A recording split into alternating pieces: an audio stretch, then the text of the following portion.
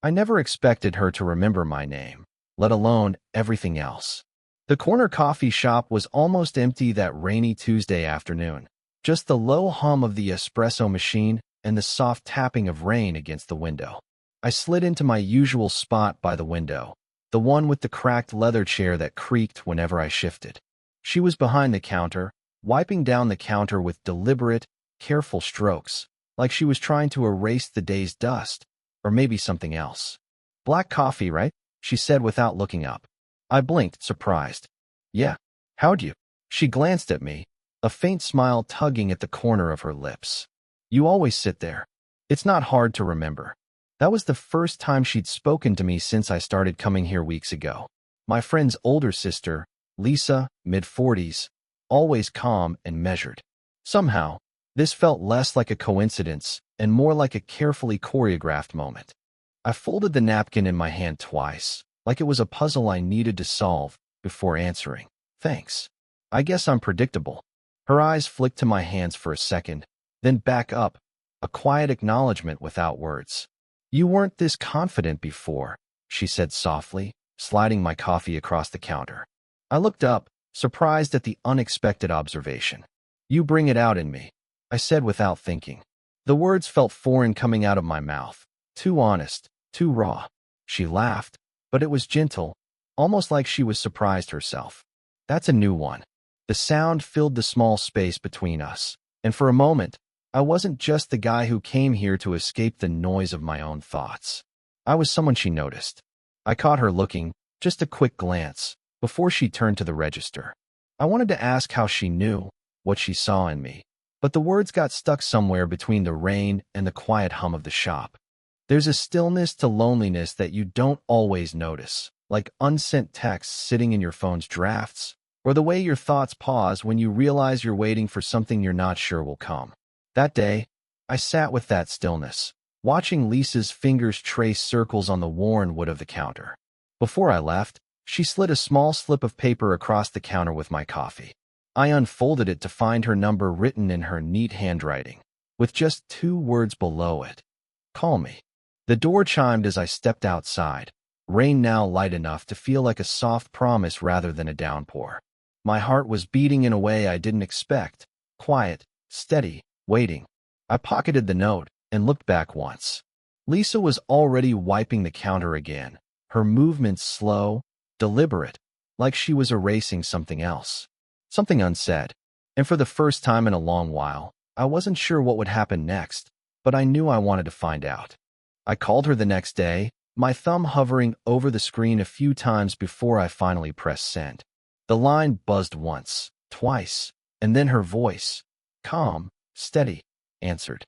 "Hey," she said, as if we'd been having these conversations for years. We met that evening at the same coffee shop. The rain had stopped, but the air still smelled like wet pavement. She was waiting outside, a scarf loosely wrapped around her neck, her eyes catching the last light like they held something fragile. "Thanks for calling," she said, sliding onto the bench beside me. Her voice had that soft quietness I wanted to lean into, like it was a secret just between us. We ordered tea this time, and as the steam curled between us, she tucked a loose strand of hair behind her ear. "I didn't tell you before. My divorce was messy," she said, voice low. "I'm still figuring out who I am after that." I nodded, not sure what to say. I felt the weight of years between us, her world shaped by a marriage and a child, my own by unfinished dreams and half-remembered promises. She was my friend's sister, yes, but that was just a surface detail hiding something more tangled.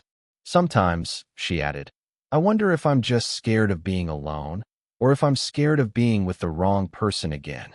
I reached out without thinking, brushing a stray leaf from her coat. The contact was brief, but the quiet hum between us grew louder. I wanted to tell her how I imagined our lives tangled together, what it would mean to cross those invisible lines. But the words tangled in my throat, replaced by the sound of our shared silence. Helping her carry a stack of books back inside, I noticed the way her fingers lingered on the worn spines, like memories trapped in pages.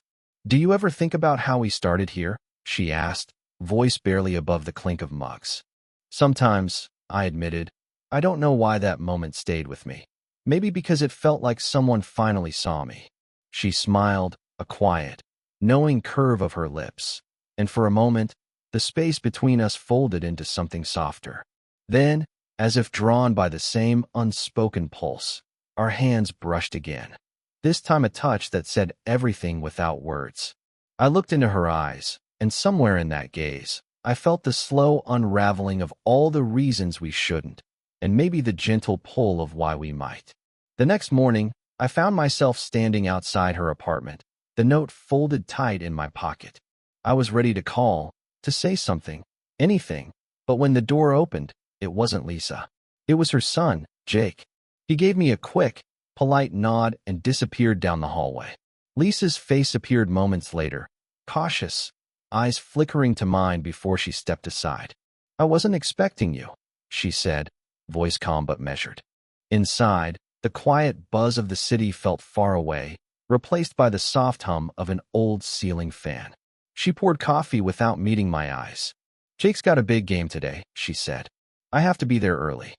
I nodded, watching the way her fingers trembled slightly as she handed me the cup. Something was different, a cool edge beneath her usual warmth. We sat on the couch, a little too far apart.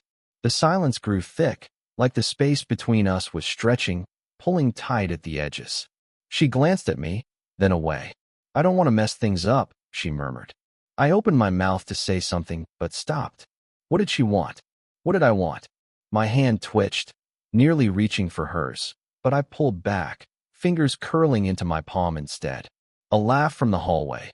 Jake's voice cut through the tension. Lisa's eyes flicked toward the door, her shoulders tightening. The moment hung there, fragile, unfinished, like we were both waiting for a sign, for permission, for something that didn't come. I leaned in, almost close enough to feel her breath, but then pulled back, the line between us still uncrossed. And maybe that was the most honest thing of all. We walked in silence along the riverbank just as the sun began to dip behind the skyline. The light caught on the water in quick flashes, like it was trying to decide whether to disappear or hold on. Lisa's hands were shoved deep in her coat pockets. I noticed the slight tremble in her jaw as she stared at the path ahead, not quite meeting my eyes. "Do you ever regret things?" she asked suddenly, voice low and almost fragile. I glanced at her, surprised. "Regret?" She nodded slowly, biting the inside of her cheek. "Like, the moments you didn't say what you wanted. Or maybe said too much." Her words hung between us, raw and unpolished. I thought about all the times I'd rehearsed this conversation silently, how I imagined saying the things I couldn't say out loud. "I'm scared," she admitted, voice barely above the wind. "Scared I'll lose control. Or that this, whatever it is, will hurt the people I care about." Her gaze flicked to mine, searching, vulnerable. I wanted to tell her that the fear was mine, too. The fear of wanting someone I probably shouldn't. But the words got stuck, swallowed by the quiet around us. She stopped walking and looked up at the fading sky. "Do you think it's possible," she said after a pause, "to want someone and still be afraid of what that means?" I didn't answer right away. Instead, I watched the last light slip away and felt the weight of that question settle between us. And in that pause, everything was waiting. For me, for her, for what came next. I didn't see Lisa for almost 2 weeks. At first, I thought she was busy, maybe with Jake's games or work, but the coffee shop visit stopped, the text went unanswered. The note with her number felt heavier in my pocket each day. One evening, I ran into my friend, her brother, at the corner store. His eyes flicked away when I asked about her. "She's been dealing with stuff," he said, voice low. "Her ex came back. It's complicated." I swallowed, the pieces clicking into place but not fitting anywhere comfortable. The day after that, I went to the coffee shop. Her usual spot was empty, the chair worn but unused. I sat there, waiting, the silence louder than ever. I typed a message, "Are you okay?" Then deleted it. I kept imagining how she might be holding on to a past I didn't know, how that could keep her from reaching for something new. I didn't feel heartbroken. I felt paused, like life forgot to finish the sentence. And I wasn't sure if I should wait for the rest, or walk away before the words came too late. She opened the door before I could knock properly, like she'd been waiting but unsure if she should let me in. The hallway was narrow and smelled faintly of old books and brewing tea. She stepped aside, her eyes scanning mine like she was weighing something invisible.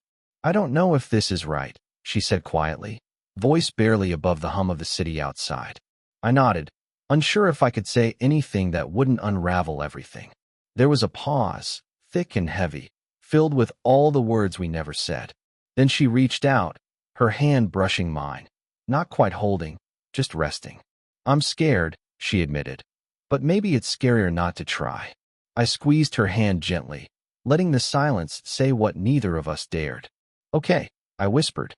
And in that simple word, everything shifted, nothing fixed, but something real. Years later, the coffee shop still smelled the same, a little like rain and old wood, with the quiet buzz of early mornings. We had settled into a rhythm neither of us could have predicted. Lisa still took black coffee, no sugar. I switched between that and tea, depending on the day. Some mornings, we'd meet at the bench by the river, just after 8:47 a.m., like a small private joke no one else noticed. There was no grand declaration, no sweeping moments. Just the way she'd fold her hands around her cup, the way I'd catch her watching the light shift through the leaves. We were quieter now, more weathered, but there was a steady warmth underneath it all, a kind of peace that felt earned, not given. One afternoon, as the sun settled low, she said, without looking up, "Remember that night by the river? When I asked if it was possible to want and still be afraid?" I smiled, tracing the rim of my cup. "I think I understand it better now." And that was enough, because sometimes love isn't about big moments, but the quiet spaces between them. Only we knew how much was said in those silences.